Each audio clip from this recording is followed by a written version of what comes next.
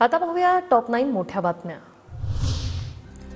काँग्रेसच्या पायाखालची जमीन सरकली आहे। काँग्रेसने डॉक्टर आंबेडकर सावरकरांचा वारंवार अपमान केलाय। काँग्रेसने माफी मागायला हवी, फडणवीसांची टीका। उपमुख्यमंत्री शिंदे उद्या दिल्लीत पंतप्रधान मोदींची सदिच्छा भेट घेणार। उपमुख्यमंत्रीपद स्वीकारल्यानंतर शिंदे मोदींची सदिच्छा भेट घेतील। फेरमतमोजणीचा अर्ज मागे घेण्यासाठी मीच युगेंद्रांना सांगितलं। अर्ज मागे घेण्यावर सुप्रिया सुळे यांची प्रतिक्रिया। काही गडबड नाही, पण युगेंद्रचा हा पहिलाच अनुभव असं म्हणत दिली प्रतिक्रिया। भुजबळ कुटुंबियांसोबत कौटुंबिक संबंध। भुजबळ आमच्यासाठी कायम मोठे नेते राहिले। शरद पवारांसोबतच्या अनेक संघर्षांमध्ये ते सोबत होते। सुप्रिया सुळेंकडून भुजबळांचं तोंड भरून कौतुक। टीएमसी निवडणुकीत 150हून अधिक जागा जिंकून महायुतीचा महापौर पालिकेत बसणार। भाजप आमदार अमित साटम यांना विश्वास। काही लोक खोट्या पत्रकार परिषद घेऊन निधी आणल्याचं सांगतात। कैलास गोरंट्याल यांचं नाव न घेता आमदार अर्जुन खोतकरांचा टोला।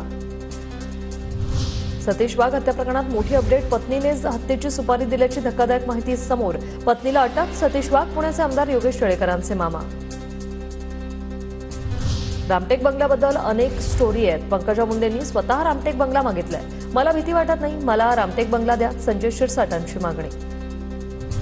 येणाऱ्या काळात पक्षशिस्तीला अधिक महत्त्व दिलं जाणार। भुजबळांच्या प्रश्नावर सुनील तटकरेंचं उत्तर। तटकरेंचा रोख नेमका कुणाकडे, याबाबत राजकीय वर्तुळात तर्कवितर्क।